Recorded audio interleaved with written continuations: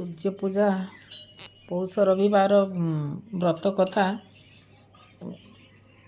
ପୁତ୍ରର ବିବାହ ବୟସ ହେବାରୁ କର୍ଣ୍ଣାଟ ଦେଶର ଜଣେ ରାଜା କର୍ଣ୍ଣାଟ ଦେଶର ଜଣେ ସାଧବ କନ୍ୟା ଲୀଳାବତୀଙ୍କ ସହିତ ତାଙ୍କର ବିବାହ ହେଲା। ସାଧବ ଝିଅ ଜ୍ୱାଇଁଙ୍କୁ ଅନେକ ଗୁଡ଼ିଏ ଶଗଡ଼ରେ ବହୁ ମୂଲ୍ୟବାନ ଉପହାର ଦେଲେ। ରତ୍ନାକର ଓ ସୁଶୀଳାଙ୍କର ସେହି ବିବାହ ଶୋଭାଯାତ୍ରା ସୌରାଷ୍ଟ୍ର ଅଭିମୁଖେ ଆସୁଥିବା ବେଳେ ସୂର୍ଯ୍ୟଙ୍କର ଅସ୍ତ ସମୟ ଉପଗତ ହେଲା। ତାହା ଦେଖି ଲୀଳାବତୀ ଭାବିଲେ, ସୂର୍ଯ୍ୟ ଅସ୍ତ ହୋଇଗଲେ ମୋର ପିତା ଦେଇଥିବା ଏସବୁ ଉପହାର ସୌରାଷ୍ଟ୍ରବାସୀ ଦେଖିପାରିବେ ନାହିଁ।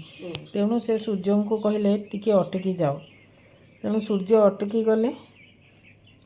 ଏଥିରେ କ୍ରୋଧିତ ହୋଇ ତାଙ୍କର ମାତା ସୂର୍ଯ୍ୟଦେବଙ୍କ ମାତା ଅଭିଶାପ ଦେଲେ ଯେ ମୋ ବିଳମ୍ବରେ ସୂର୍ଯ୍ୟଦେବଙ୍କର ମାତା ବ୍ୟସ୍ତ ହେଲେ ଏବଂ ଯାହାଙ୍କ ଯୋଗୁଁ ଏପରି ଘଟିଛି ତାକୁ କୁଷ୍ଠରୋଗ ହୋଇଯାଉ ବୋଲି ଅଭିଶାପ ଦେଲେ।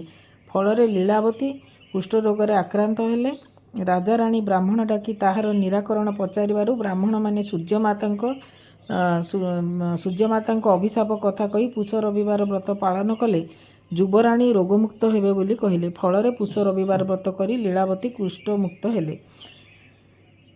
ରବିନାରାୟଣ ବ୍ରତ କଥାରେ ଶାମ୍ବଙ୍କ ରୋଗମୁକ୍ତି କଥା ଥିବାବେଳେ ପୁଷ ରବିବାର ବ୍ରତ କଥାରେ ବେଳାବତୀଙ୍କ ରୋଗମୁକ୍ତି କଥା ରହିଛି। ଏହା ମଧ୍ୟ ସୂର୍ଯ୍ୟ ଉପାସନା ସହିତ କୁଷ୍ଠରୋଗ ମୁକ୍ତି ପ୍ରସଙ୍ଗକୁ ଯୋଡ଼ି ହୋଇଛି।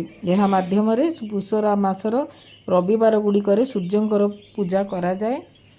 ତେଣୁ ଏଥିରେ ଲୀଳାବତୀ କୁଷ୍ଠରୋଗରୁ ମୁକ୍ତ ହୋଇଥିଲେ। ଶାମ୍ବ ରବିନାରାୟଣ ବ୍ରତରେ ମୁକ୍ତ ହୋଇଥିଲେ।